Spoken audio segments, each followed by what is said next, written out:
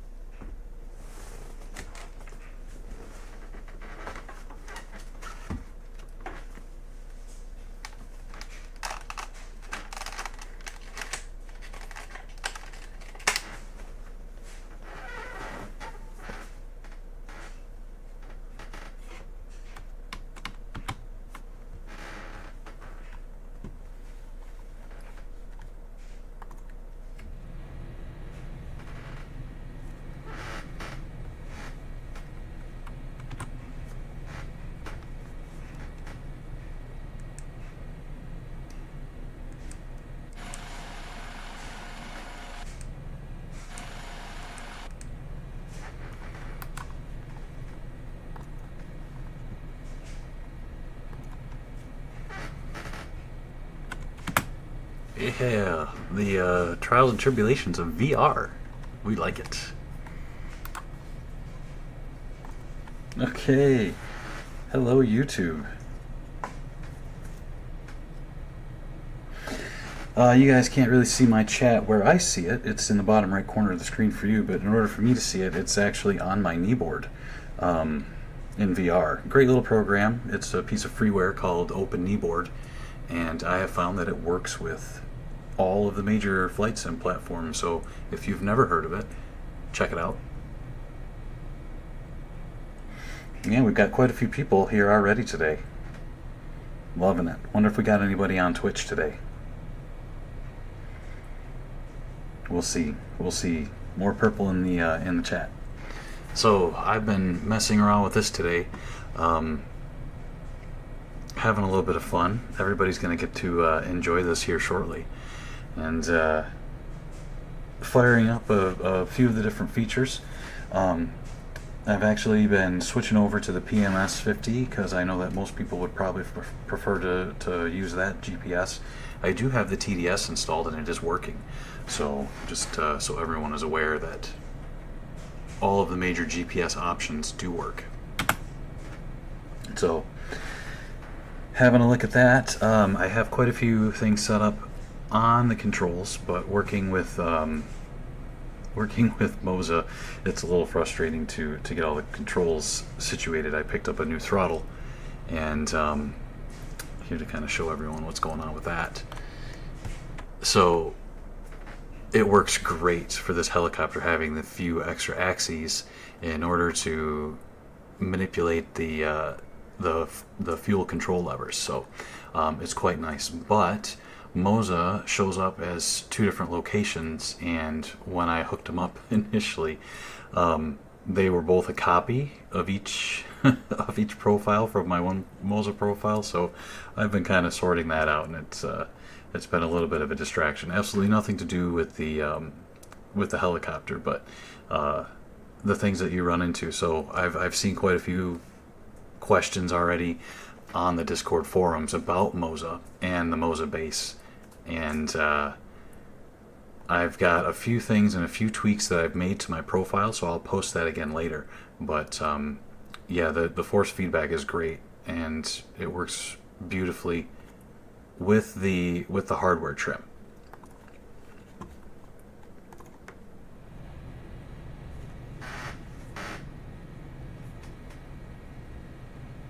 Yeah, TDS is great for heliops because it has the traffic. Well, I guess it has the terrain. Traffic doesn't really work in the sim because there's not really anything for it to read from the GPS with TDS. So it doesn't give you traffic alerts, but it does give you terrain alerts. So that's pretty cool. This is a VR-ism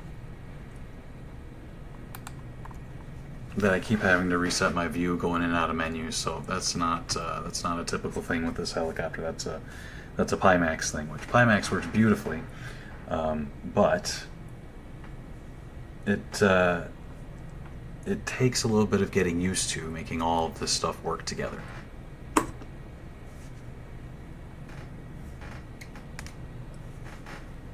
Anywho, several things that we'll point out today. One of the first things, I'm just sitting here, I'm looking at the clouds right here, and it's kind of hard to tell on the suspension, but the rotor disc actually will move in plane with the control inputs. It's one of the first helicopters that actually has the animation, and that's a window reflection, so that's not a graphical issue, just so you guys know. That's catching the light. But looking at the blade tip path right there, you can actually see when I push forward on the cycle like that, the blades move down in plane and move up in plane too. So I'll pull back, and you can see that the whole rotor disc responds. And there's some really some really great features with that I'll show you a little bit later on after we take just a quick flight around the pattern, and wanted to shut it down. I wanted to make sure everything was running when we started the stream. So yeah, everybody, if you haven't had a chance to experience VR, I know that there's a few different expos now for sim enthusiasts, and if you can't get a chance any other way to get it, try to make it to an expo and just get a chance to try VR, and you'll see what all the fuss is about. It brings immersion to the sim in ways that are really hard to explain otherwise. So, it really makes sitting in the Dolphin feel real, and it kind of gives you that just. I don't know what I look like on the cameras, but it gives you that sense of being in the aircraft that just it can't be matched any other way. It's really cool. So, good times, right?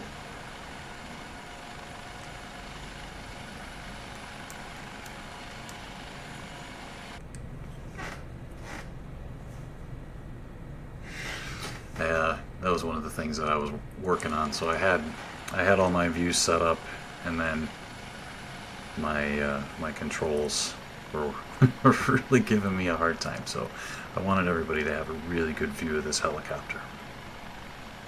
It is spectacular.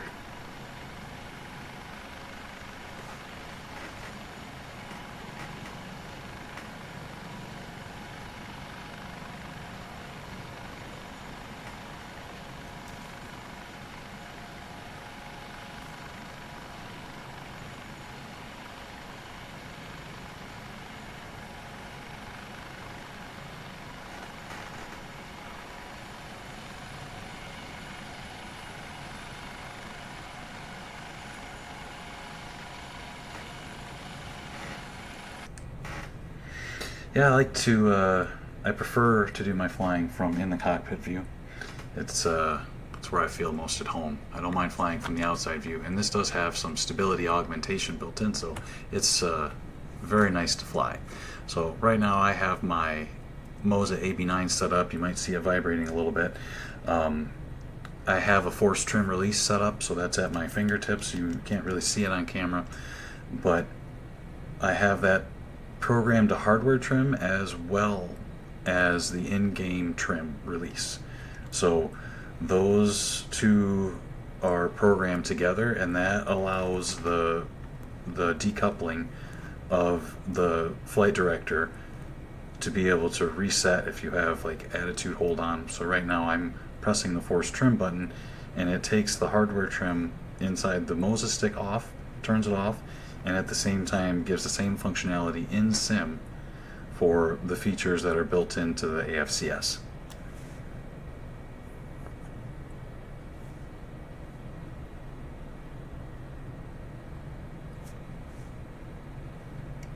And I also have my trim built, or set up in my coolie hat as well. So that gives you your trim adjustments by actuator and reset. So that's my center. We'll take a quick little jaunt around the pattern here, and then I'm going to park it, and we'll start up, or we'll reload the sim, shut down, and we'll do a little walk around and external and have a really good look at the model. So typically, for a nice pickup, I'm going to hold the force trim release and I'm going to get it light. And with this one, this is a clockwise system, so as you are picking up, you need to put in a little right pedal to counteract that torque. And then you can pick it up into a hover, and then when you're stable, you let go of that force trim release, and it'll make it much easier. It takes your workload off. So that's SAS working right there. That's the stability augmentation system. So now the helicopter is going to mute all of the high frequency control movements, right? So it's just going to smooth everything out. So you can see it takes a lot less control input because the system is just smoothing it out for you. So it's going to stay in this attitude, and that's kind of how the fly-through works as well. But it's going to stay at this attitude. By default, we're in ASC, so it's going to stay here unless I press that force trim release button and I reset the attitude, and then it's going to stay there where I put it. So I'm not really messing with the pedals too much, not really paying attention. So let's take a quick force trim release is on. So I'll get my attitude set, and then I'll go ahead and I'll release it, and then we'll just fly. So right now it's going to hold that. It's going to hold that attitude. I don't have to do much. And I'm at Okalaka in Miami. This is actually the home base of the Miami Coast Guard. So I hadn't had a chance to load the photogrammetry here yet, so I thought I'd take a look at it. This is the base of the Coast Guard.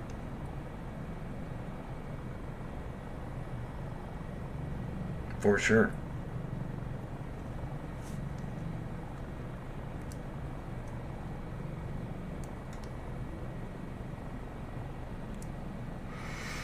You'll have to see. I might have to turn down a few settings with the stream. It was running good the other day, but like I said, this is a new area, so I should have pre-cached. Totally not paying attention to the rules of flying around the airport, but that's okay. We'll ignore it this time.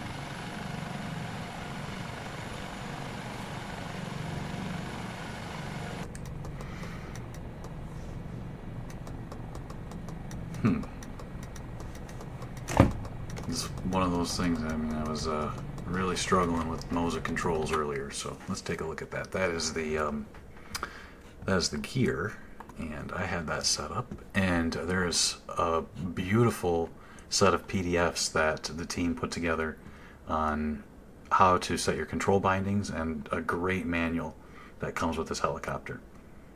It's really, really well done, and it is very, very detailed. Alright, so what I got going on here, I guess I've been struggling with this to stay where I put it. So what's happening here is, that one looks okay. It must be this one. Yep, there we go. So in that, why I brought that up as we did that is because in that document that the team put together, it's very detailed, and it tells you on how you can set up your controls for if you're going to use it for a button press, if you're going to use it for a button release, if you're going to use it as a toggle. It's very, very detailed. So let me just see what's going on with the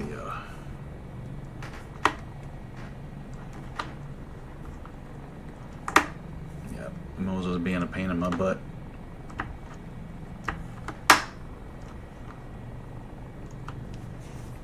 Anyways, if all else fails, everything in the cockpit is clickable.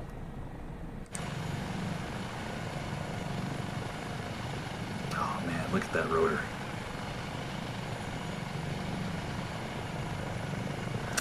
Yeah, it is possible. So that's what I mean. I was intending to have a few things set up and a flight plan, and I actually started playing with it around 10 o'clock this morning. And honestly, I've been fooling with Moza since about 10:30. So not exactly what I intended to start the stream. I was hoping that my controls were actually going to cooperate, but it pretty much blew up everything, and I'm going to have to wipe out my profiles and start over. So, but not really something I wanted to do on the stream. So it's something I'll probably get to later, and then try to get back to it. But you know, I had all my flight director set up, and I had everything working, and then all else fails. You know, you go to start a stream, and you can never be too prepared. So, yeah, that being that, no more excuses. But yeah, I mean, it just flies so beautifully. We'll set up a couple of modes after break, but it's so nice to look at. We'll let it fly around, right? Everybody's enjoying the view, I take it.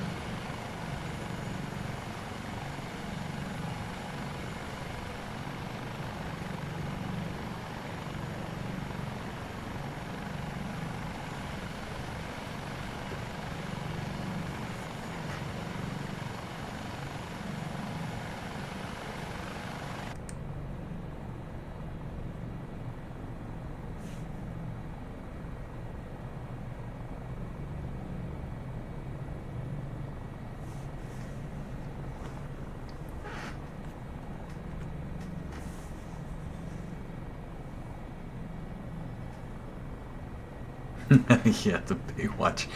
Yeah. They're always running. Why are they always running? Yeah, so that's something I'm gonna have to figure out, right? Because I had all the throttles set up and the starter buttons and everything was working great. Oh, it was so good. Once I get it figured out, it's nice to have all the extra functionality.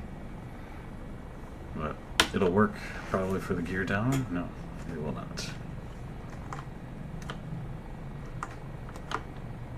Maybe it needs the repeat.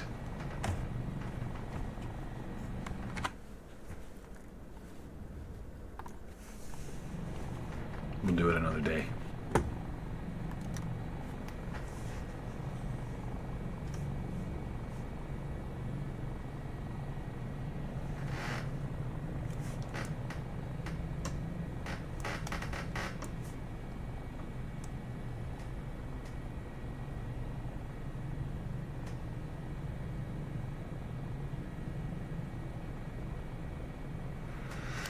I don't know if VR is doing everything justice, how crisp and realistic all the textures look.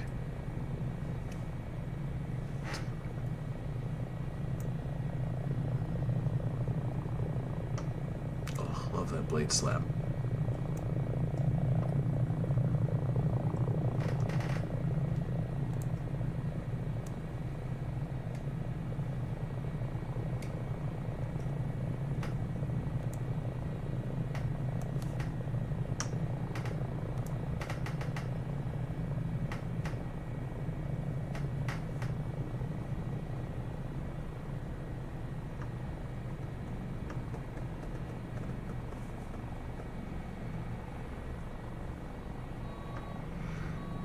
That guy in that King Air took my parking spot.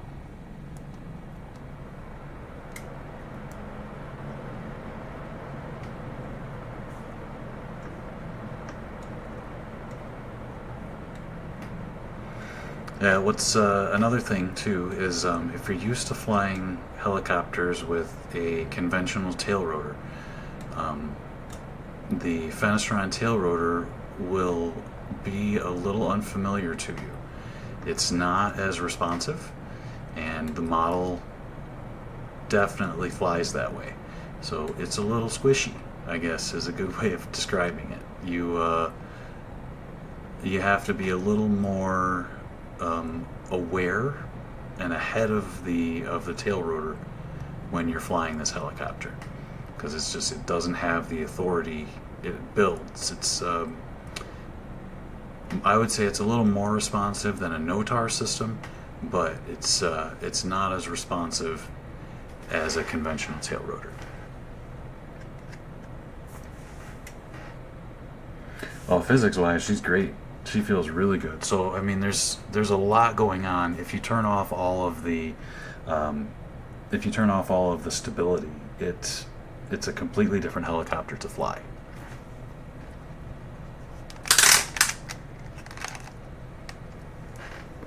Let's take a look. Let's do this.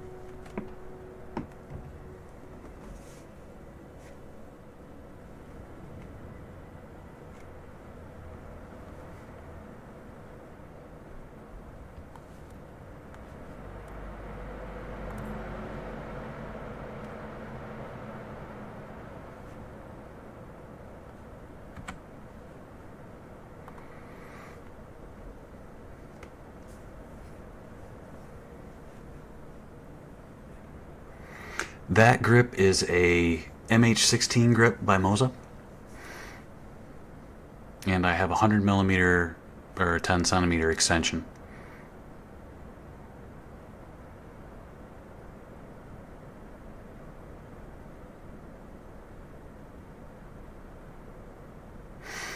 Yeah, the 520. That's a great little helicopter. A lot of power, but yeah, the NOTAR system is a little squishier than the Fenestron. Safer. I wouldn't say it's any less noisy. Both of them have kind of a high-pitched whine. Very cool, though.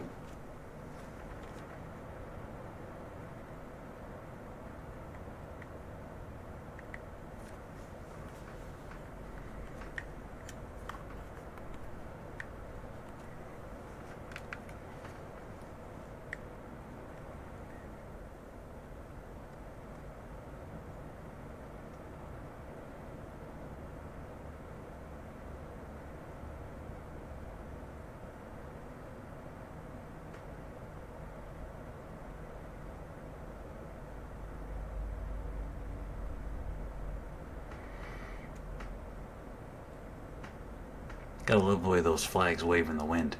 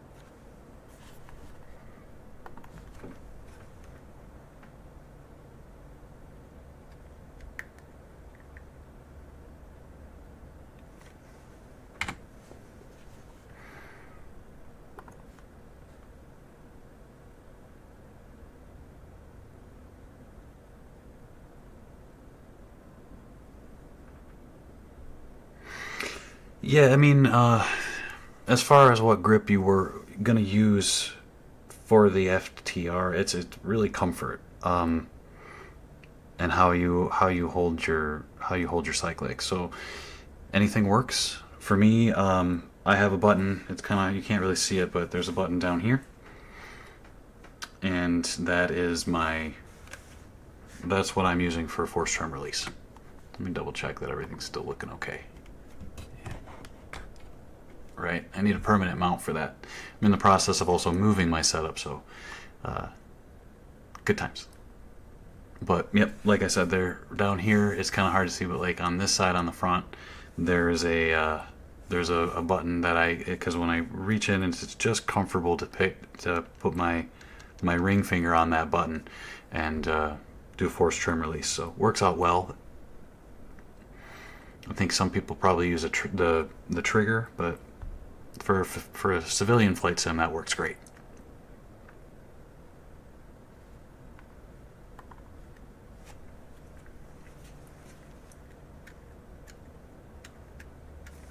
Let's do something cool here. See, I feel like my controls just reset again. Might end up not being able to do much with the stream today if that's going to be a problem that continues to persist. Every time I'm doing anything, it keeps resetting all my axes. Yeah.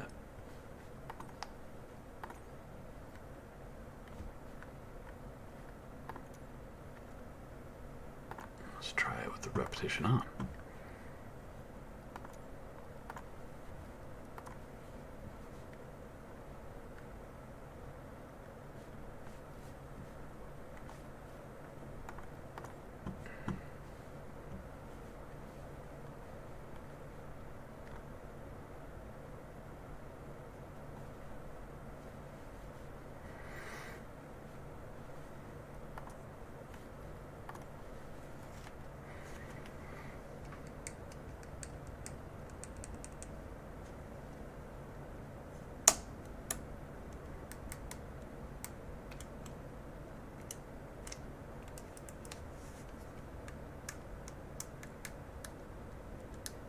Yes, that's incredibly frustrating. That's a Microsoft issue.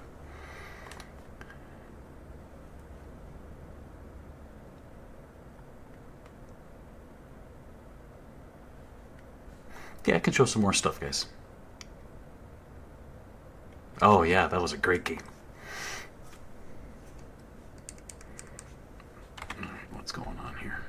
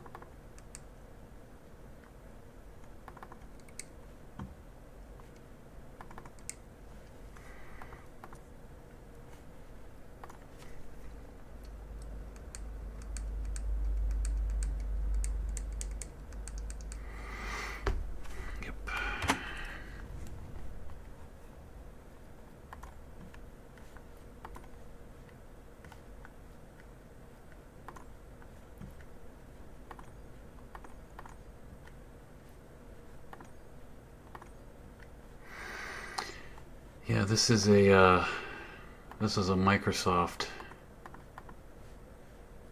I don't really know what to say about this right now.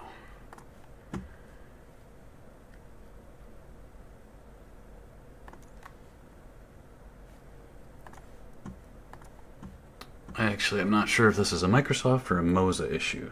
So I'm gonna have to get to the bottom of this. This is something new.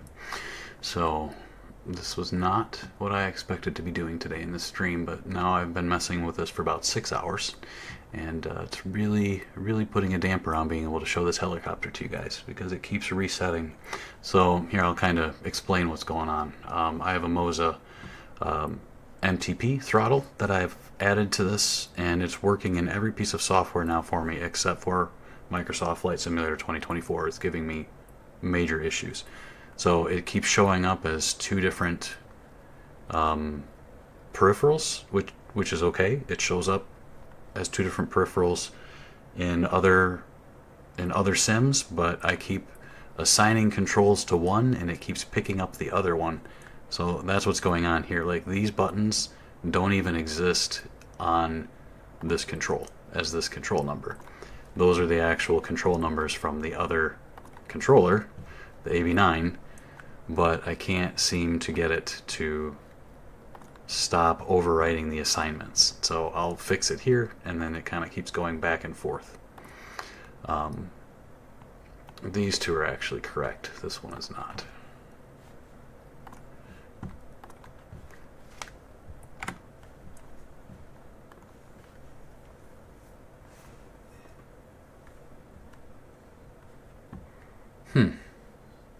That's odd. Should be picking up both channels. It's a 2-channel microphone. Well, yeah. Interesting.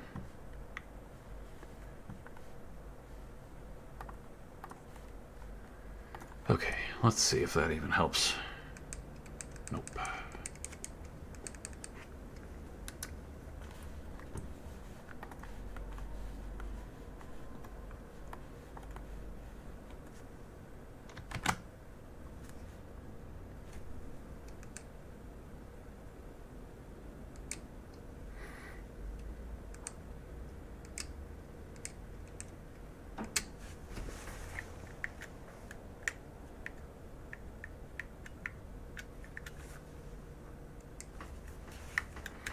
Progress. Alright, I might take a short break after showing you guys this, but this is really cool. I'm going to take a little break and sort out the controls real quick and then try to come back to the stream, but something super important, why I need to be able to jump back and forth real quick. So you can't move the controls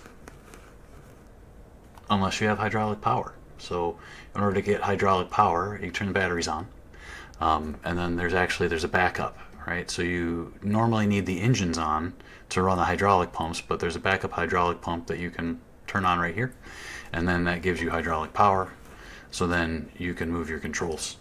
So one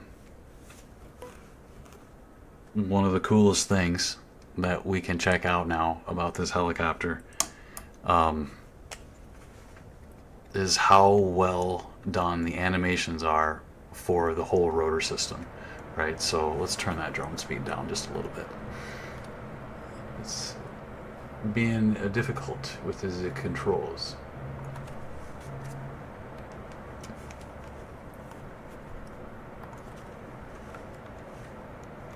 But one of the coolest features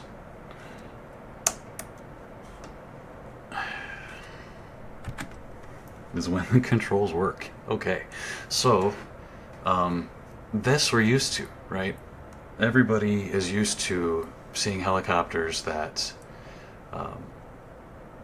work for the collective animation, right? But what's new that nobody has seen before is an actually correctly animated swash plate for the cyclic, and phase lag and all, right? So we are now seeing correct animations with the swash plate, with the collective. So I mean,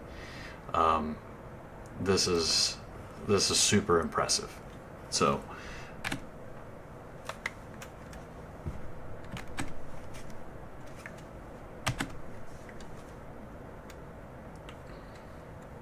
right, we're used to that, and we're used to this too, right?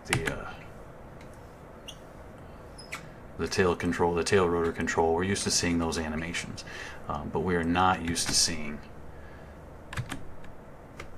all of that animation work in the swash plate of the rotor head, and it's super impressive.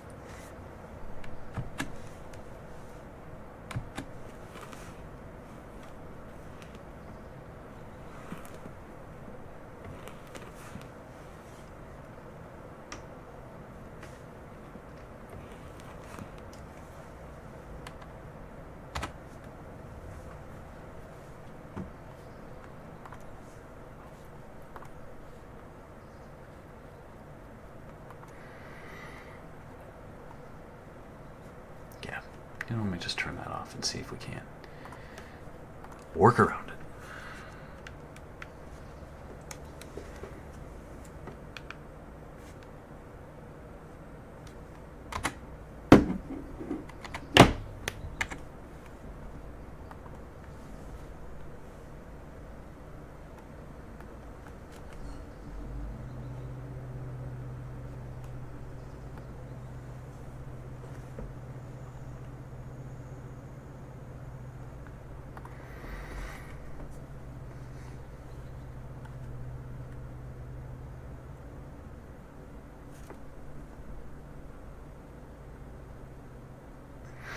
So the MTP can be a separate USB from the AB9, but it also can be connected directly. So if I continue to have issues like this, that's probably going to be my solution. But it's working great in other software, so it's kind of frustrating. And I really didn't have any problems with it until yesterday. So I'm trying to figure out why it's being so problematic. So yeah,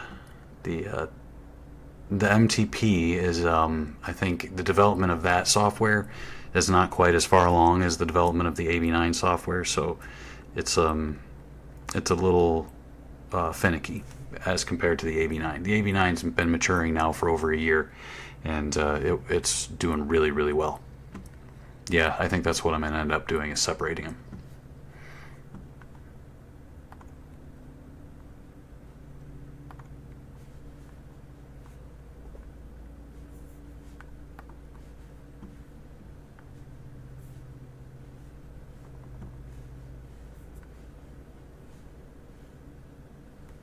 Okay, looking good there. Everything's sort of working. It's not bad.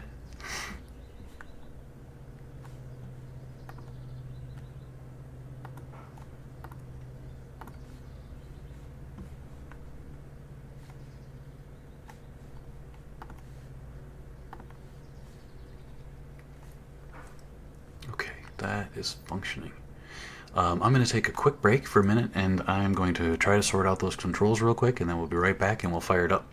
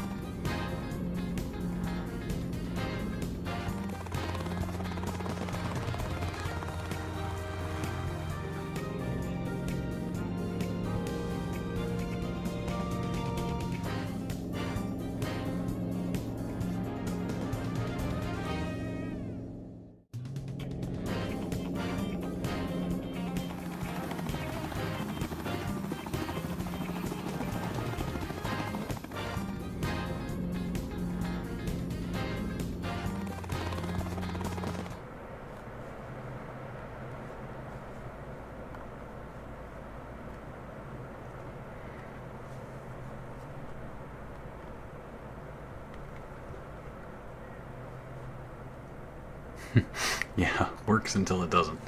It's a fight back and forth. We'll see how it goes. I just reset a couple of controls and they kept reverting. So if I can't get it to reset, then I'm gonna have to reschedule because I'm just messing with controls, and that's not a lot of fun. Let's take a look at the model and the options, though. That's something we can do without control inputs. Okay, so one of the first things that you'll see on this helicopter, I'm sure that you probably saw on the N2 as well, that there is a tablet that has all of your options. So it's got a lot of features on it. You can select your navigation system here. So that's going to change what's on your dash. So you've got the choice between the default. That's the working title in this aircraft, or the GTX or a GTN XI. So any of those options are available, and then you can turn your headsets on and off.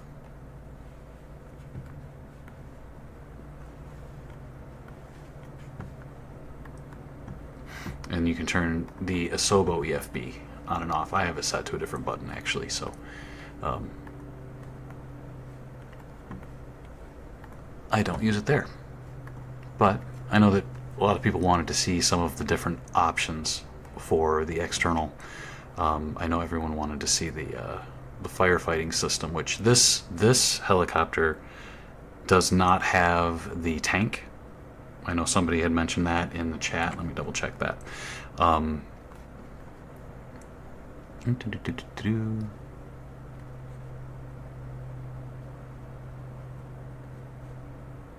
Yeah, somebody wanted to see, I think that was Bandit. This aircraft does not have the tank. The N2 does. So this one has a Bambi bucket option. That's what this one came provisioned to be able to do. It does not have the tank available. But you can add a bunch of different options, so we can go back and forth. We can check those. So that's the fast rope.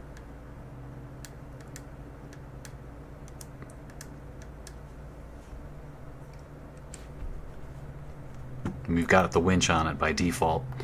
You can always turn the pre-flight covers back on. That's the engine covers. And then the blade socks and the battery cart. I didn't show the battery cart. We didn't do that yet. So let's have a look at that. Where do I have what control?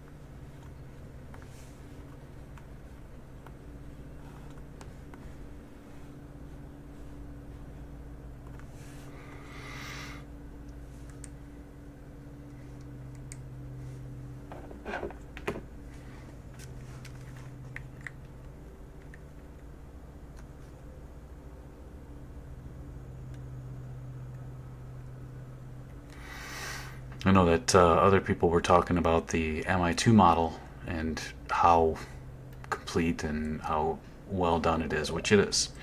But then there's also this. So the fidelity of modeling in flight sim has just gotten insane. It's impressive. The aircraft look like real aircraft when you're exploring and walking around, and yeah, I can't get over how much detail there is in the Sims now. Especially with that, oh, I just I can't get over it. Oh, that's the best right there. Oh, that makes me so happy. I've been waiting for that in Microsoft Flight Sim now for 4 years, 5 years almost. That's just Anyways.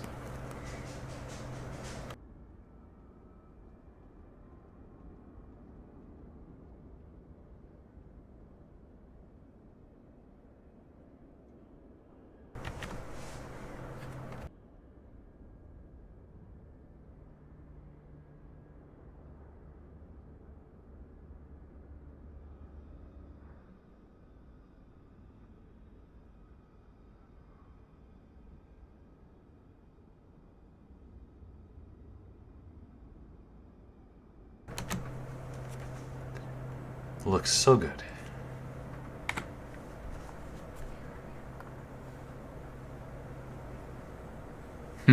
Yeah, take it out for training.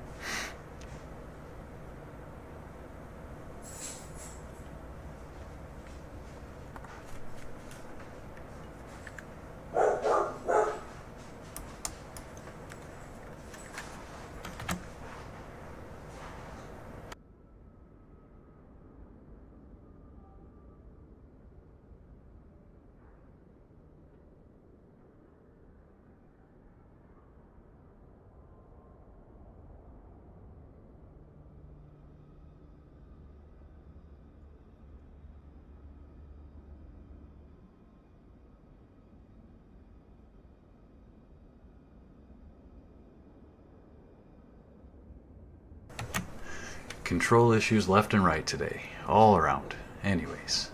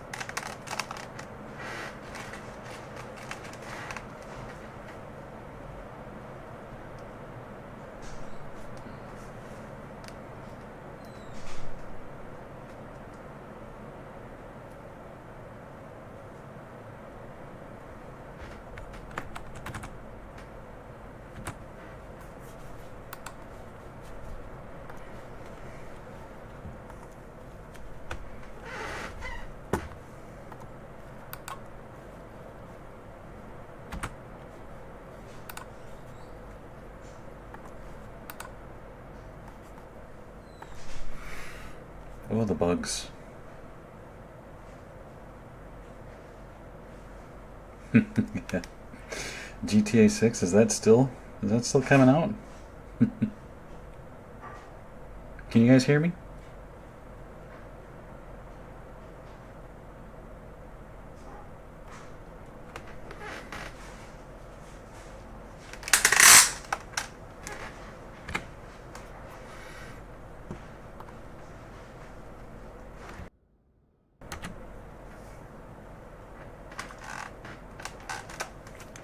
Should be working.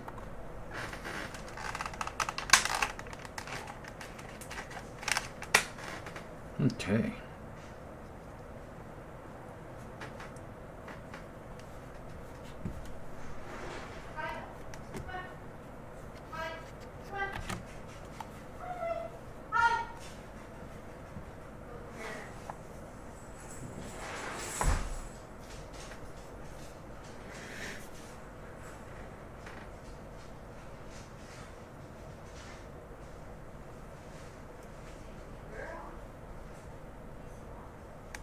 Yeah, the blade positioning.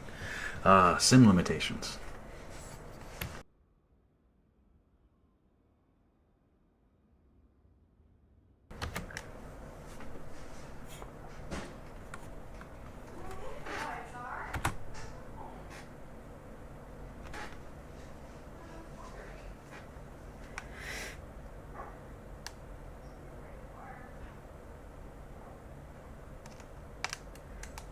Right, hang on just a second.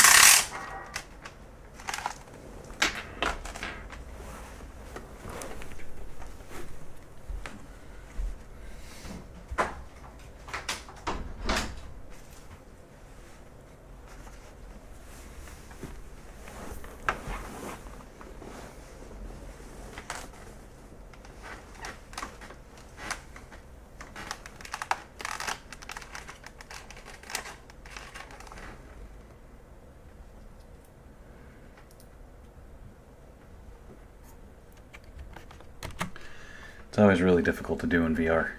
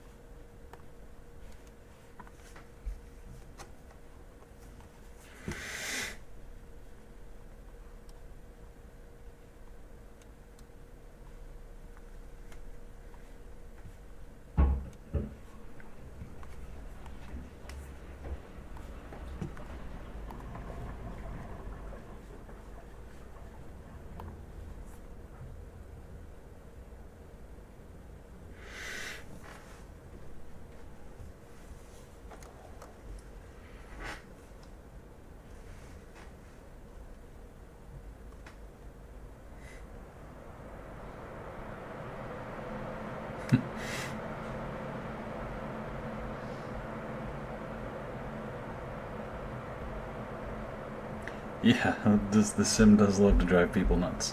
That is true.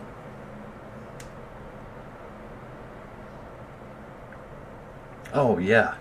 The wiper's actually working. It's pretty cool.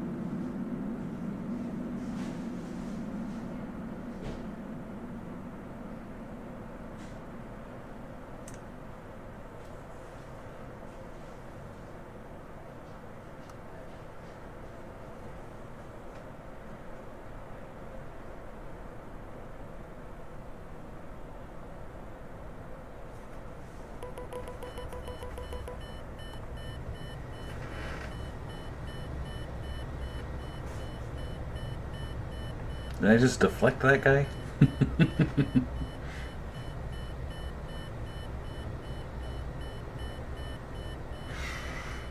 I'd have to shut it down and start it up again.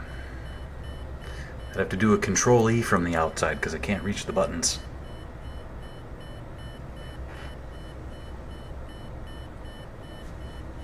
Let's go for number 2.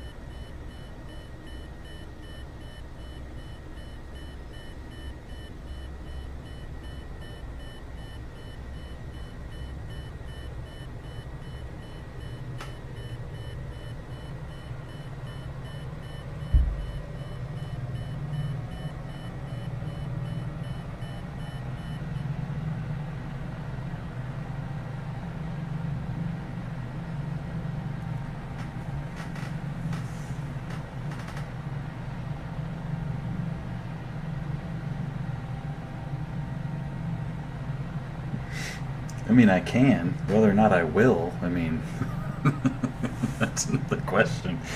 You know, I'm fighting the controls today. If I wasn't fighting the controls, I'd probably be much more hip to do pretty much whatever you guys wanted. But right now, I'm just afraid the next time I try to go to the outside view, I'm not going to be able to get back in the aircraft.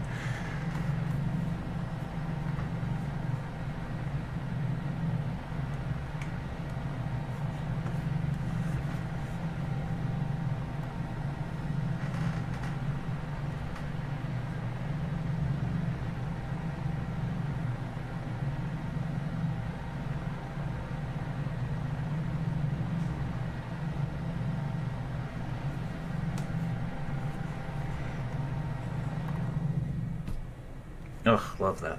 Alright, let's do this. Because we can do this from the outside view. Check this out. Right, before the body of the helicopter moves, how it's subtle. Alright, let's see if I can't. Yep, see my controls are being stupid again. Watch. A little aft, a little forward, a little right, a little left.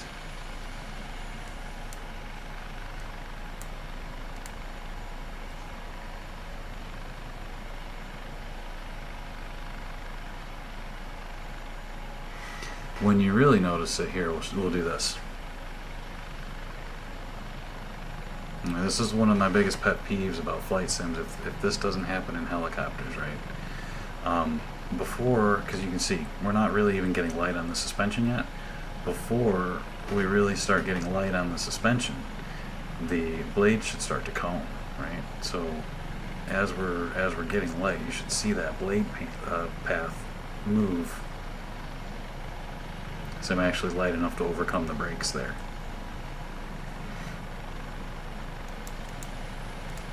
It's the little things. coning blades, right? And a rotating disc that actually moves in plane with the cyclic. It's just one of the little things, right, that make it look and seem and feel real. Ooh, almost give myself a dynamic rollover. Does sound good from the outside, doesn't it?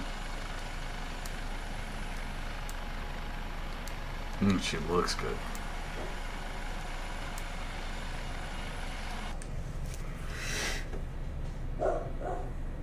Oh yeah, the nose wheel lock is off. Down is off. Up is on.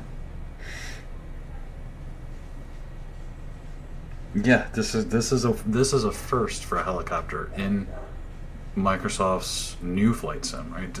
The old flight sim like FSX that had it, but in the new 2020, 2024, helicopters have not had fully animated rotors.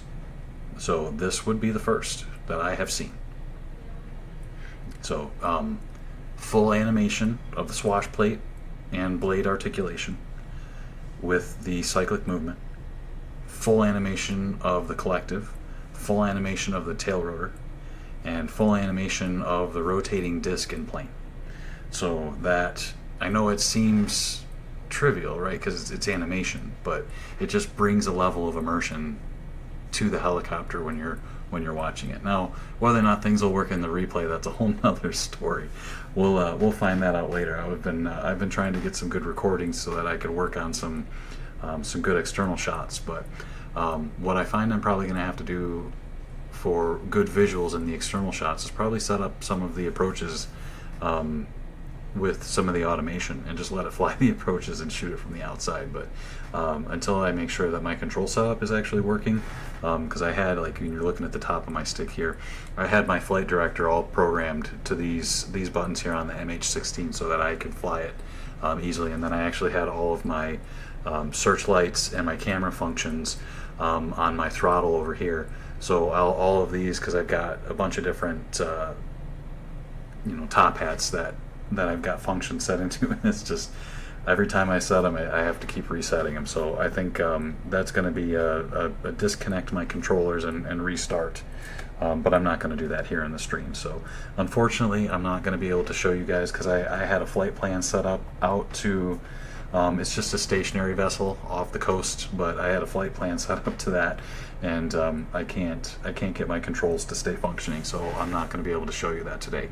But it works. It's beautiful, and you can load yourself in IFR conditions and be in the soup, and this helicopter will fly you in. And I know that you got to see a little bit of it today with Shadow, but I was really hoping to show you guys a little bit more today. Anyways, you can see that my couple is showing, right? I'm not coupled right now, so what mode do we want?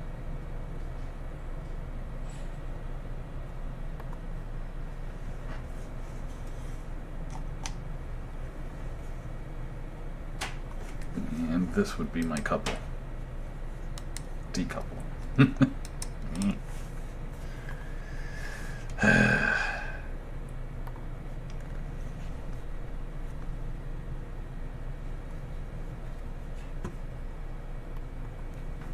guess we're gonna have to do it manually.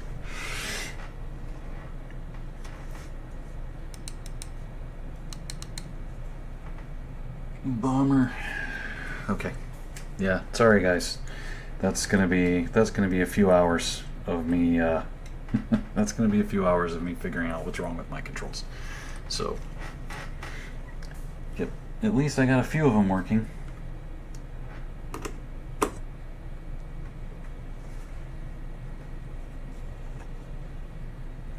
Let's see if we can make the gear work. I would be thrilled if I can get the gear to work.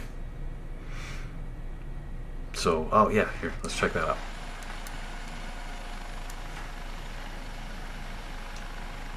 Yeah, it's not gonna happen. Alright, so parking brake's off.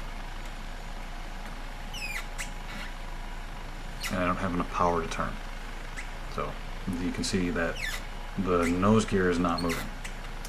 Alright, but if we pick it up a little light, it's able to caster a little bit. Oh, I love it. Thank you, Sim. Or we can go ahead and lock it.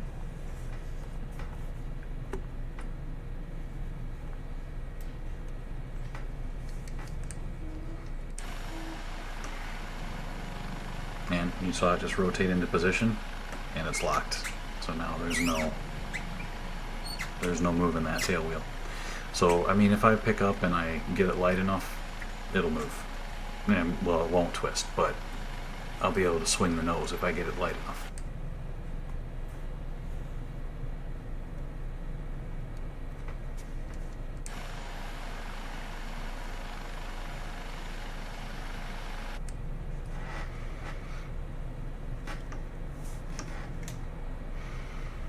Yeah, this thing. Oh, look at that panel.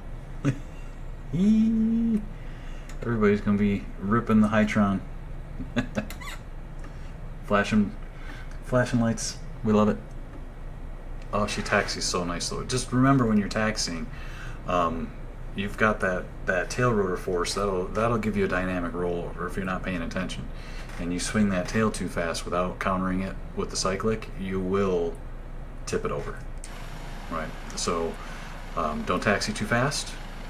Don't turn too sharp. So I'm going to do a left turn. I'm going to give it a little bit of right cyclic, and that's going to offset my roll. Right. So this is probably about as fast as I want to go if I want to stay stable. Right. But then if I'm going to turn it a little bit to the right, it's going to tip. So I'm going to give it just a little bit of outside.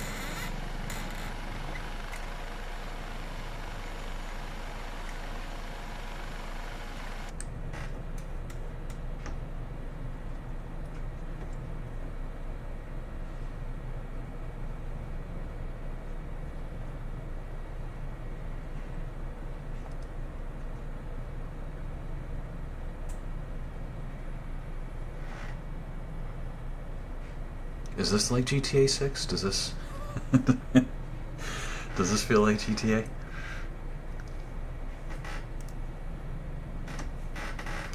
Oh, what's beautiful about a rolling takeoff is you can already be through ETL, right? And then just kind of pop it on up.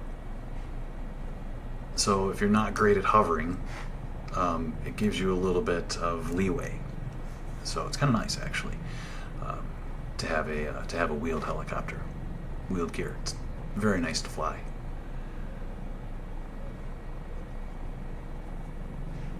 And there's our ETL limit right there.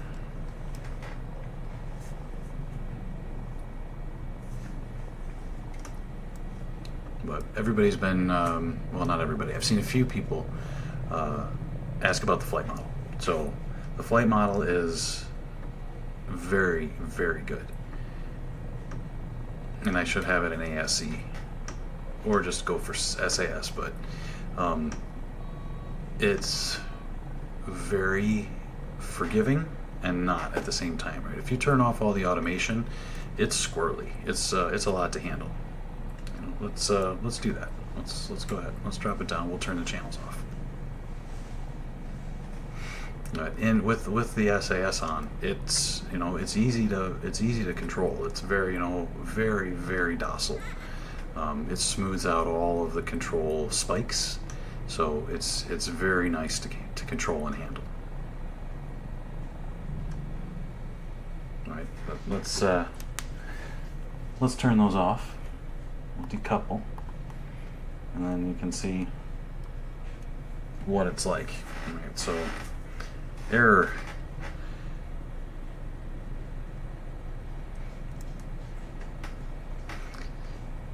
So you can already see how much more of a handful it is. It's all over the place compared. The only difference with the Moza, there's not an easy way to turn off the hardware trim, but it's much more hands-on with all of the automation off, right? So I've got all the channels off, and it's a lot to handle, right? So you can see, I mean, I'm not making big control movements, but I'm making a lot more of them without the automation turned on. So it handles really well and it's doing what I expect. It's getting all of the right torque movements. It's going in and out of ETL. I haven't hit retreating blade stall yet. That's something I haven't tested for. But I did put it into VRS the other day, checking it out, so that is something that is fully functional.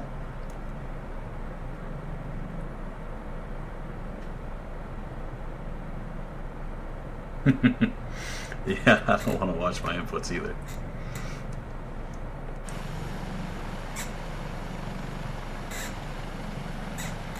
Without the automation on, I'm going to struggle in this view.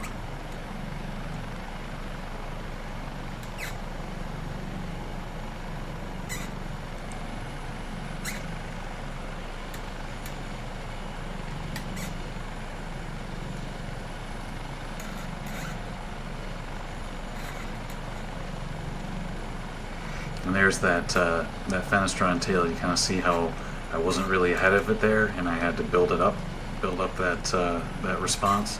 So you have to pay more attention to your tail rotor response in this helicopter. It's not snappy like Bell 407, or a Huey has a really responsive tail rotor.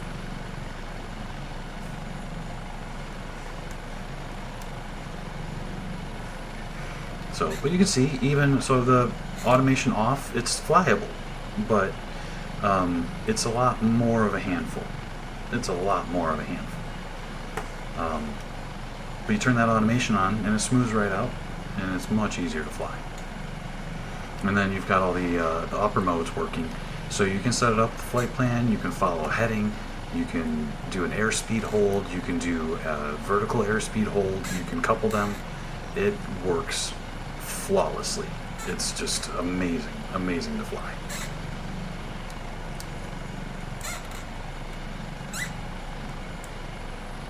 Squeaky pedals.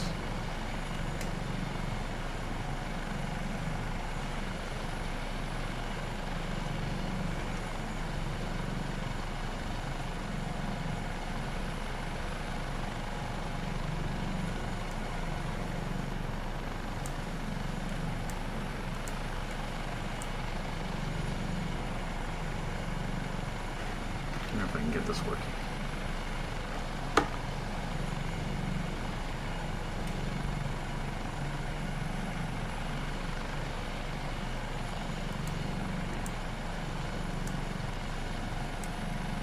I mean, you can see how much I'm working. Ooh. You can see how much I'm working with the automation off.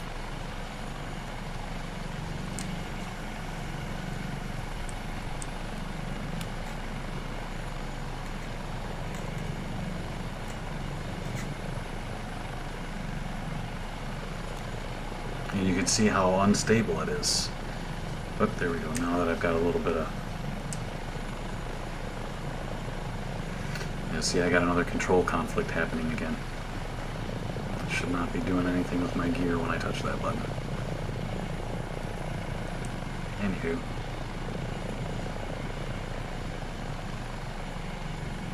I mean, you can see how much more, or how much less stable it is. I'm all over the place.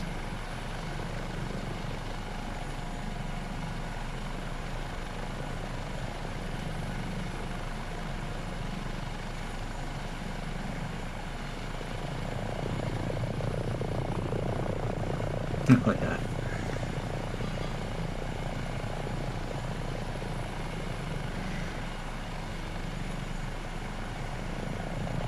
Yeah, I mean, Osobo has really been putting some love into helicopters. We'll see if they really start to get it. I mean, everybody, when they first start trying to understand helicopter flight dynamics, it takes a minute. There's a lot going on, so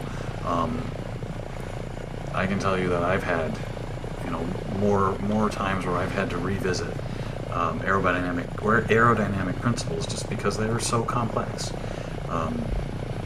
So the fact that Osobo is even trying to improve it is great, because it's a niche. You know, we're not the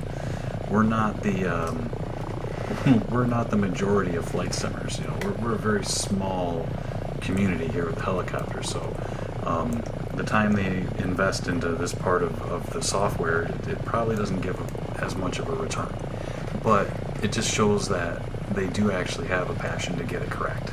So that's kind of nice to see. They've made some big improvements. They've really made some huge improvements to ground effect. And now seeing all this functionality in the sim, oh, I was really having a ton of fun doing one engine op, the other day, or one engine in op operations the other day. It's pretty slick. So once we get more of the clutch features working with helicopters and turbines, I think that it's really going to come together for Microsoft.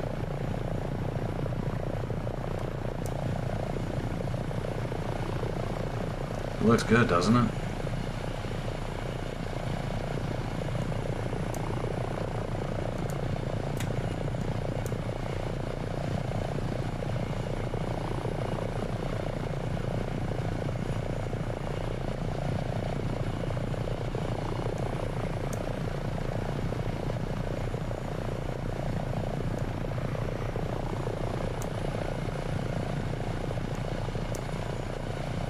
Don't know if I would be able to land it from the outside view without some stability. We can give it a shot though.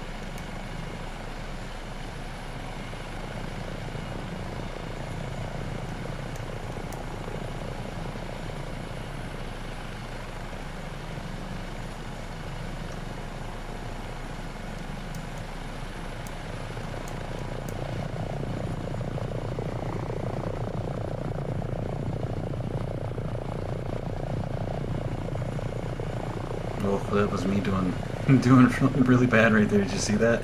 And I don't know if anybody caught that. My instinctive muscle memory right there. I was lowering collective, and as I was lowering collective, I was putting it right pedal. Not good with this helicopter. I don't know if you've noticed, but now I'm all off kilter because of that.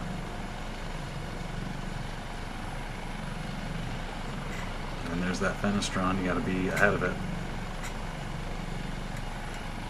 That was terrible.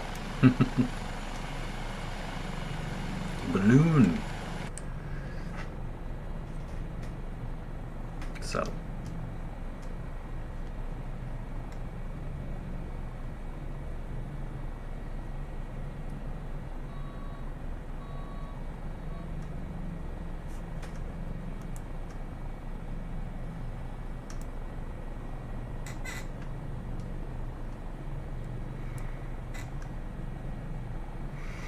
So this is with all of the automation off, and it's a lot. It is a lot. But I mean, it's a heavy. Well, I guess it's not heavy. It's a medium twin. It's not gonna jump all over the sky like a light single, right? It's gonna be fairly stable, just due to the mass in the rotor itself. So it's gonna be fairly easy to fly, even with all of the stability turned off. Comparative. Right, so let's get that back on. Well, we'll leave it, you know what? Let's leave it uncoupled, because you did kind of notice that I didn't have any of the upper modes on, and with it coupled, it doesn't behave well in pitch, right? Because it's looking for that input, right, from either the airspeed or the heading. It needs to have those modes coupled so that it maintains the pitch for the airspeed that you're looking for. When it's coupled and you're not using that, it's going to give you some odd pitch oscillations because you don't have it set for the upper modes. So much easier to fly it, hand fly it uncoupled, and it handles nice. So I mean, like right now, I'm uncoupled, so it's just like it's an an SAS mode. So it's very simple. It's very basic to just kind of maneuver around. But we could put it into a hover hold, and then I actually have the slew set to, well, I did. I had the slew set. That's why you keep seeing me. So I used to have my view my external view set to this, and I decided that that would actually be easier to reach in a hover for my slew. So I had changed that to be, that's my slew, and then now I've moved my view. But that's one of my that's one of my setups that's not, like, I can't seem to get it to work. But that's a Moza Microsoft thing. Anyways, I think I know what's going on, so I think I know how to fix that, but it's going to take me a little bit of time.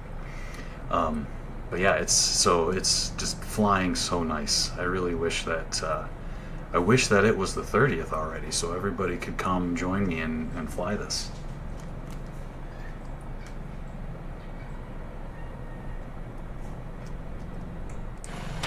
You can see from this view, it's much easier to fly with the augmentation on.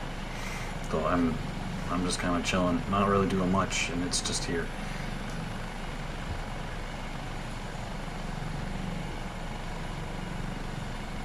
So one of the things too about the collective, I know a lot of people struggle with that in Microsoft. It really comes down to how little you're moving the controls and other factors in the sim, right? So every time you move the controls, tail, rotor, the anti-torque pedals, the cyclic, you're inducing a little bit of drag, right? It's going to cause a little bit of drag, so that's going to cause you to lose a little bit of lift. And then you might move the controls in a way that you're going to gain a little bit of efficiency at certain points in whatever way that the wind is hitting the disc. So that's why you get that up and down bob in a hover the more you move the controls. So now let me just try to let me get my position set a little bit, and I'm just going to try to settle down my control movements and just try to cancel them out, and move the controls as little as possible.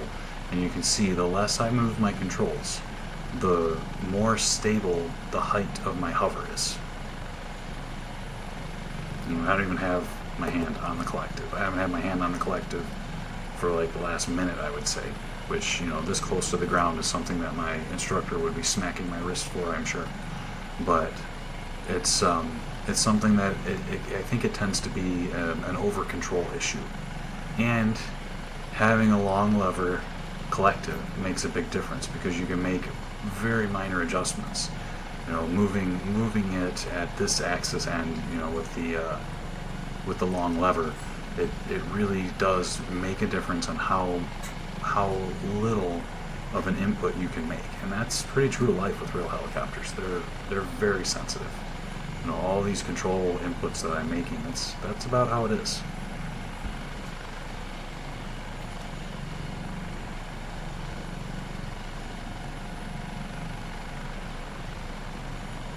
I almost tried to move my view with the old one again.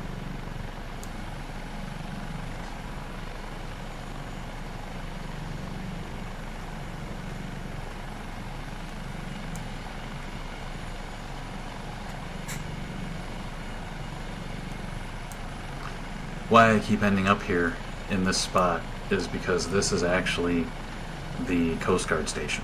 This pad right here, in Miami at Opa-locka.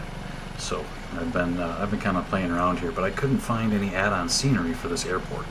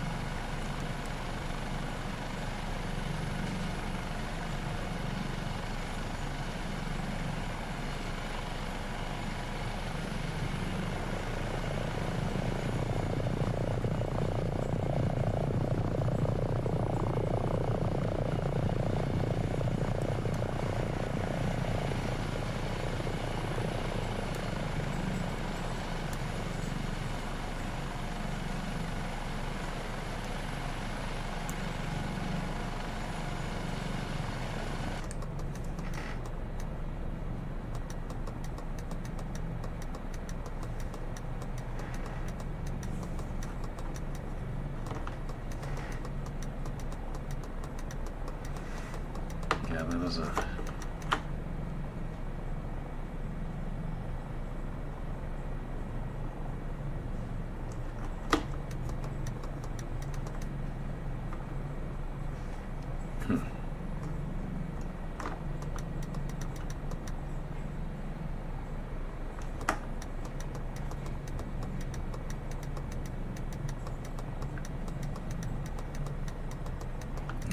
is going to take some... I'm going to have to figure that out.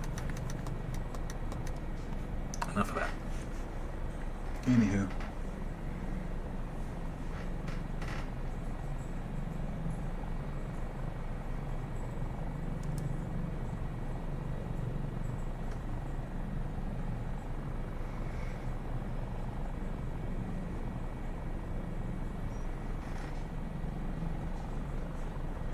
It does like to go fast.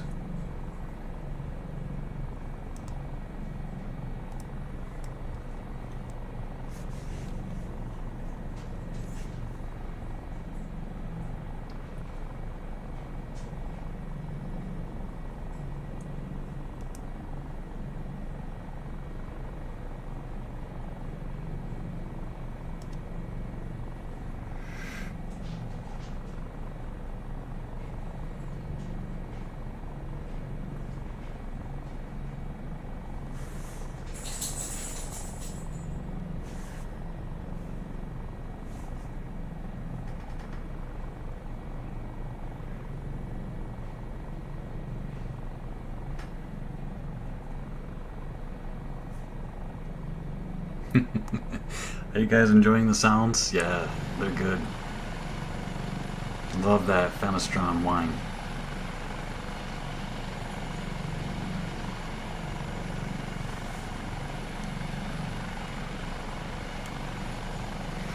Man, I love that rotor animation. It's so good. I just can't get enough of it.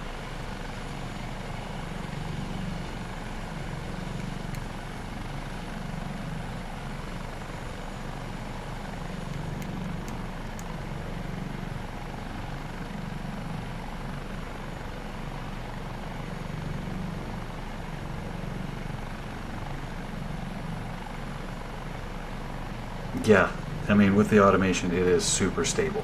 And I don't even have any of the upper modes on right now. So, that's what I mean. Like, you can set this up, and it is hands-off.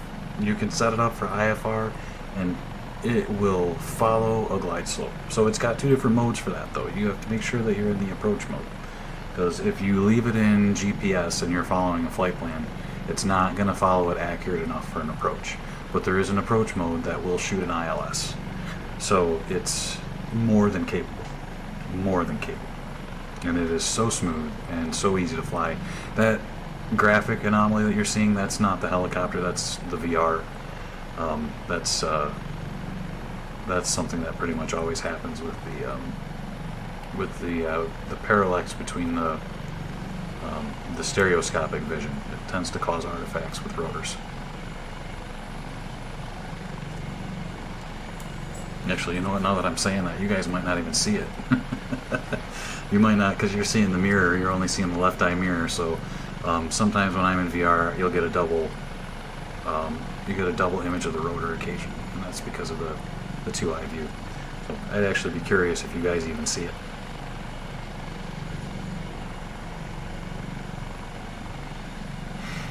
You know, I didn't try to open the window in flight. I'm pretty sure I have stress damage off, so I would hate to have it crash the sim.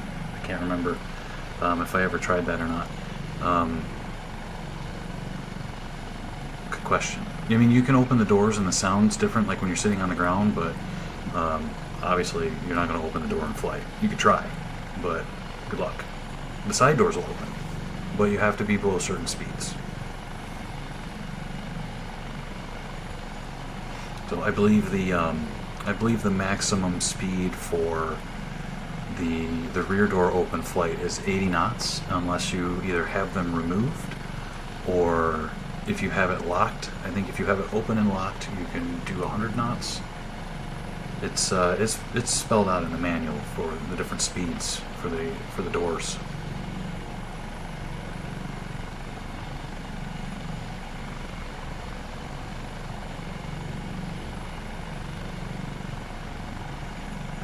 You know, I'd love to show you the long nose variant, but with all the control issues that I'm having, I can show it to you in the menu, but I'm not going to try to mess with it because I know that it's going to be a nightmare with my controls. So I won't be able to fly it, but I can load it up and you can see the differences between the two variants. That we can do for sure.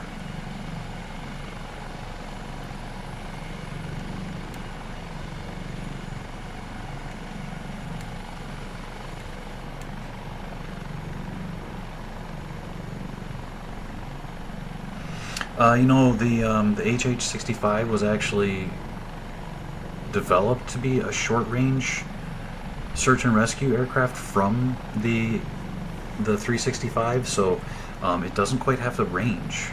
It's got a little bit less range than the N2. Not a lot, just a little bit. Yeah, it wasn't designed for long range. This one specifically, and I couldn't tell you off the top of my head, but it is in the manual.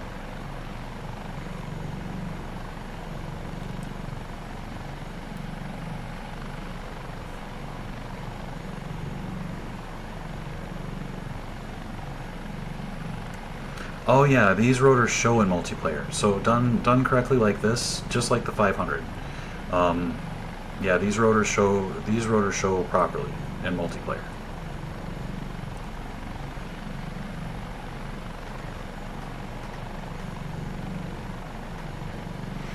But I mean, you can see, like I said, I don't have any of the upper modes on, and I'm decoupled, so I'm just kind of cruising, and you know, in these different views, able to manage the helicopter no problem. I'm hardly touching the controls, so it's kind of a dream. It's a breeze to fly.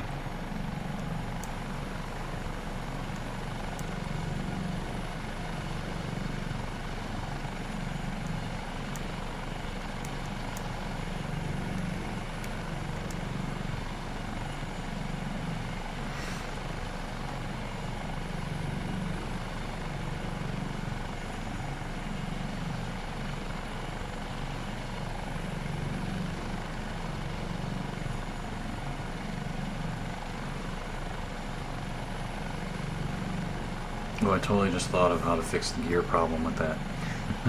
Alright, I'll fix that later.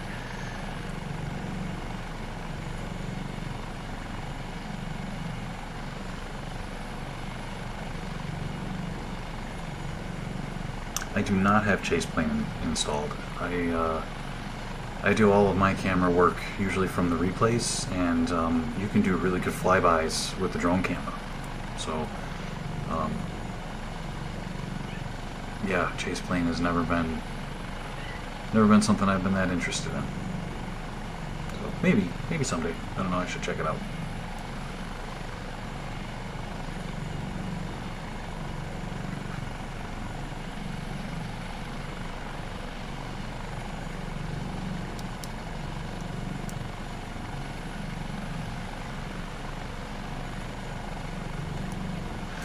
Yeah, the AB9 does give feedback. So helicopters are a little bit different. It's not quite the same as fixed wing aircraft. You get more of like the vibration of the transmission, I guess, might be mostly what you feel. The rotor system and the hinges actually absorb quite a bit of the aerodynamic feedback. So the flex of the blades and the hinges in the rotor really kind of they take up a lot of it, so you don't feel a ton of it. You know, like when you roll an airplane and you know, twist the yoke over, you get that wind resistance because it's trying to push the aileron back level with the wing, and that's not happening with helicopters. It doesn't do the same. So the feedback isn't the same. But yes, force feedback joysticks do provide feedback for helicopters, and it's very good. It's decent with the telemetry. There's some stuff that they can't quite get without direct support, and we'll see how that changes in the upcoming years as they keep working on it. But I mean, I can tell you from day one to now how much the AB9 has improved. It's night and day. So where force feedback is going to be a year from now will be pretty impressive.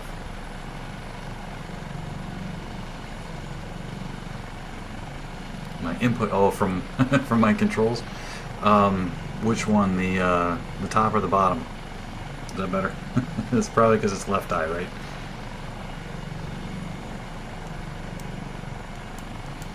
I don't even think about that.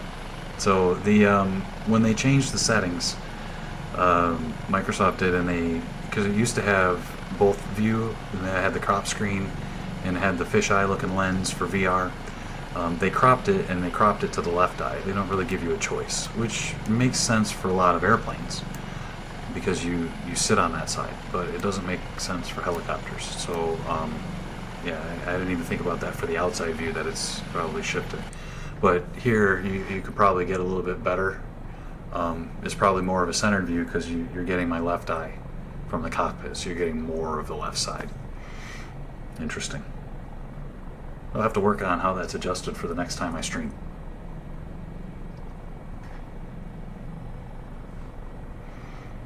But yeah, I mean, she flies nice. I'm hardly doing anything. And I'm hand flying it with the stability on, and it is very, very light, very, very light. The least amount of pilot workload for a hand flying a helicopter that you could imagine.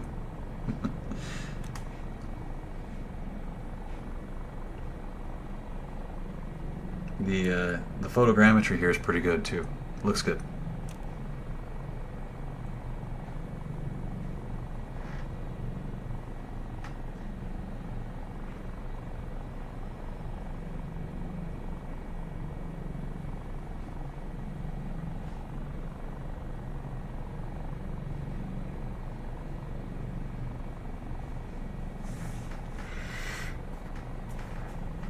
I don't know if I can open this.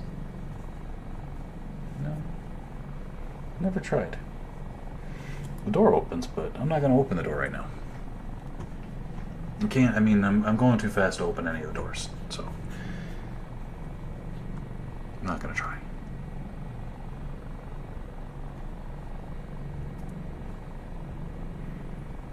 Yeah, I'm a little warm in my computer room. I would really love to open that vent right now.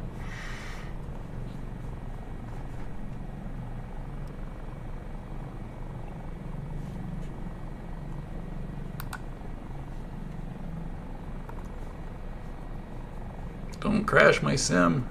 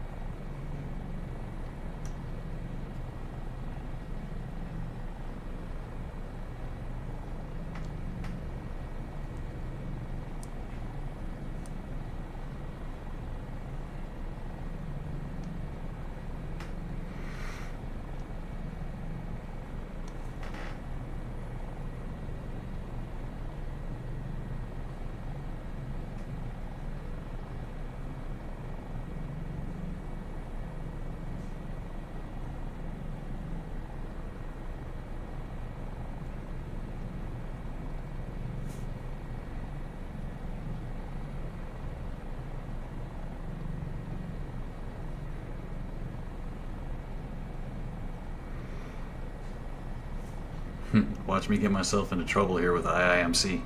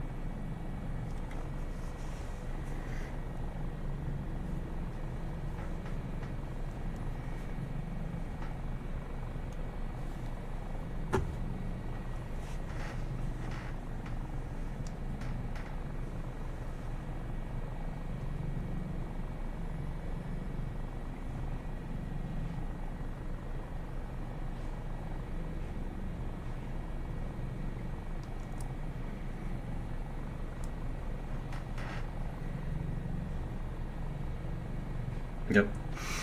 Yep, exactly. Yeah, you don't feel much. Even in ones that don't have hydraulic boosted controls, you don't feel much. It's not like fixed wing airplanes at all. So, like I said, it's mostly transmission vibration that you feel.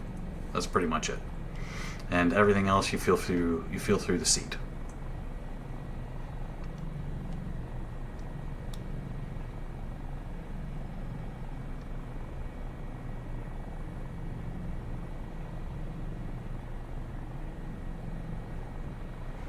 Oh yeah, so this has transition hover modes. So you can, like I said, I'm not gonna operate them because I can't. I'm not gonna try to lean back and operate while I'm in VR. It's just too difficult with the mouse. So it really, if you're not in VR, it's not too bad. It's actually pretty easy to deal with. In VR, you really want that stuff bound to your HOTAS because it's just too difficult to get the modes functioning. I find it is anyway. So, but yes, so there are transitioning hover modes, but really it's all about power management. So the best advice that I can give you, as far as your approach, is to take it slow, and you really want to try to slow down. We'll drop the gear down. You want to try to slow down and decelerate and descend down a straight line and end up in ground effect right as you come out of ETL. And it just takes practice. Yeah, see, that's control issues.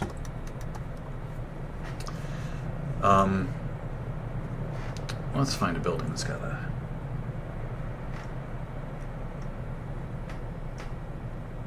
something we can land on. But right about here, I'm about 80 knots, and it feels really slow, right? So you might hear people say that it feels like a fast walk.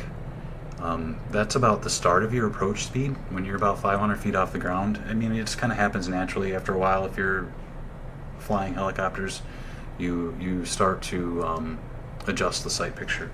That field right there, that football field, that looks good. We'll land there.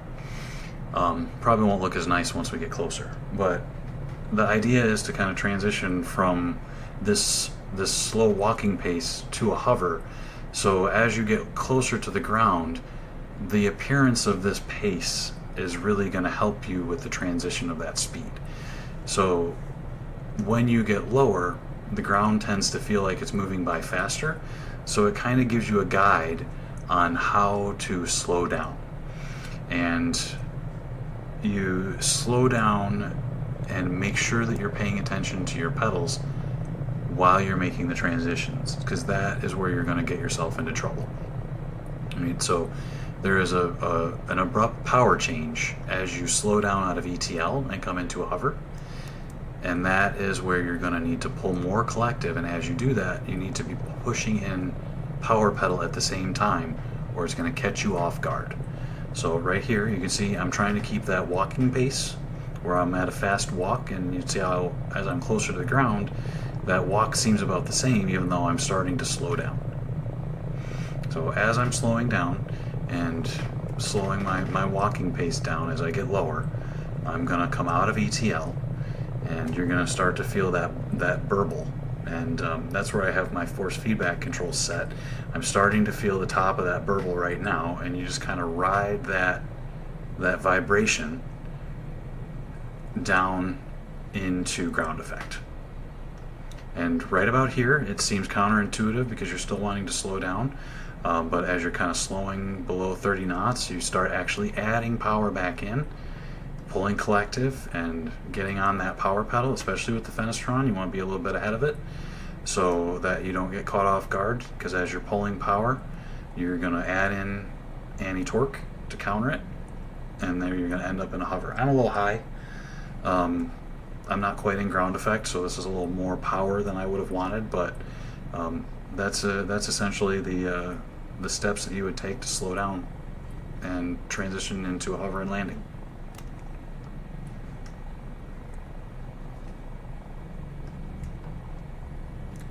Looked a lot nicer when I was higher up.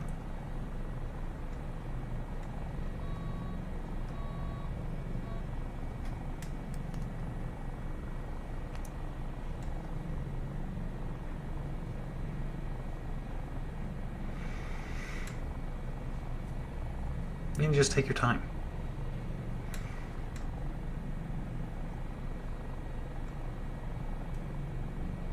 You're going to let it be nice and easy. As you're lowering collective, you want to let that be a surprise. You want to keep looking out far in the distance. You don't want to look close, because that's going to change your sight picture and you're going to over control. Look out far into the distance and you let that ground contact be a surprise. Does that make sense?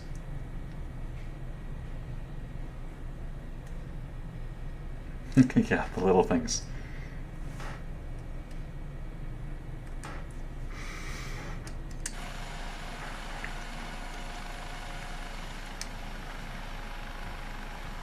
You know what? Let's take it out of VR, and I'll go ahead and load the long nose version real quick, and then we'll end the stream there for the day.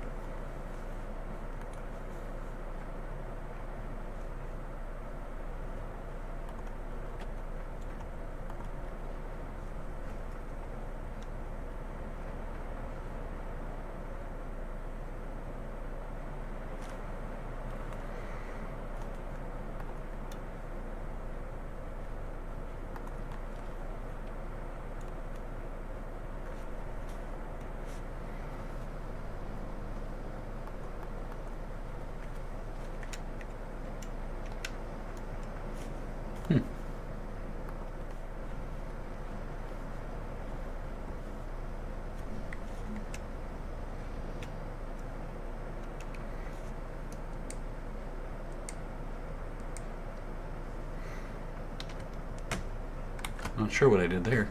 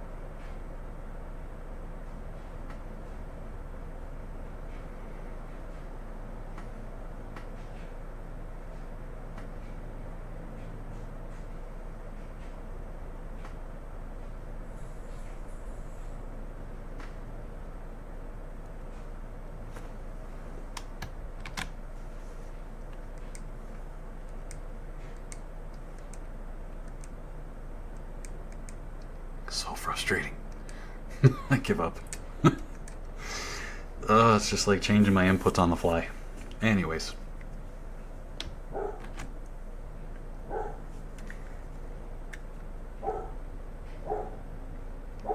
Looks good with that extended radome. Personally, I prefer the short nose version, but that's just because of the ones I'm familiar with. Because the couple that I used to see in the Great Lakes area had short noses. So, been a minute though. I haven't seen one of these flying in person in a while.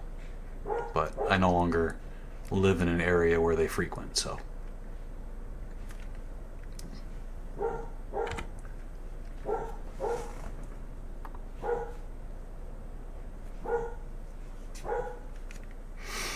You know what? Let's try it.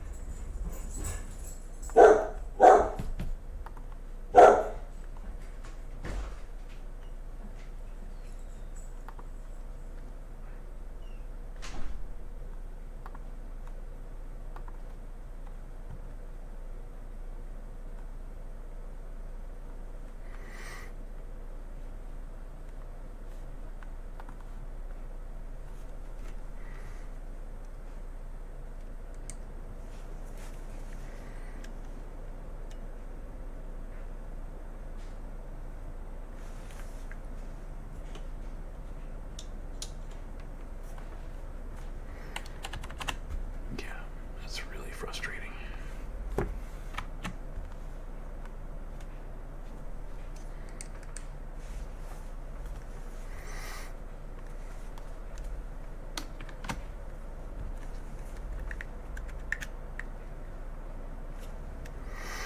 I know that there's a way to do this, but in the interest of time,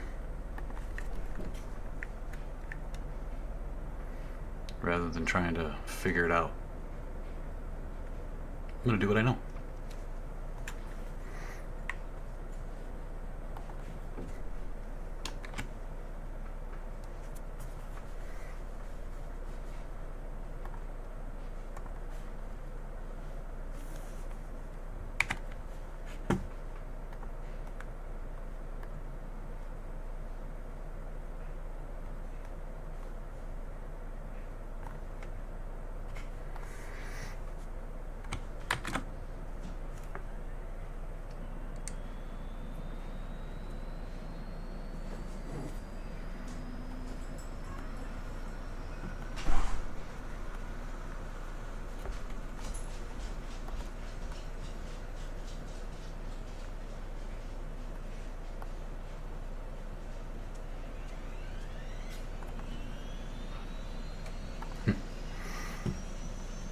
Give up.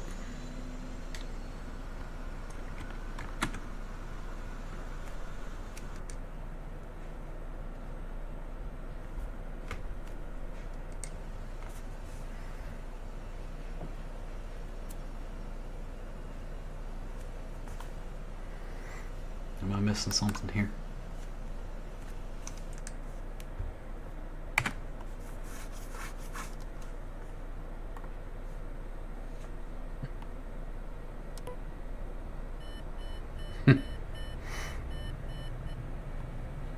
Yeah, so much. There's your there's your outside startup. Oh boy, I guess it's one of those days.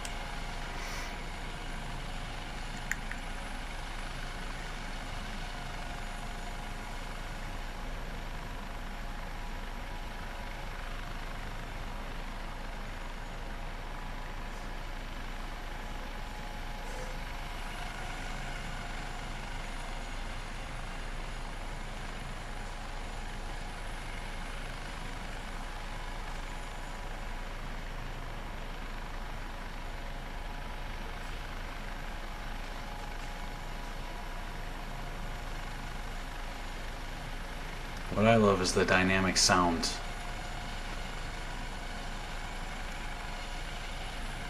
And how much different it sounds from here. Across the back and across the front. Oh, it just makes me happy.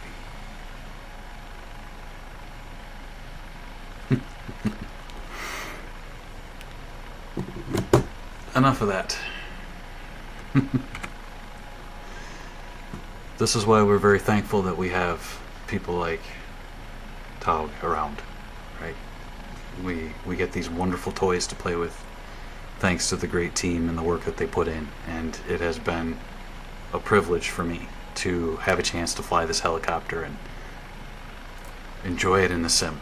And I hope everybody had a good time today. I hope everybody is excited about this helicopter. It really is everything that everyone has been waiting for. Thanks for coming along. Thanks for watching. Thanks for putting up with the nonsense today. I appreciate it. Everybody be safe, be kind. I'll see you in the next video.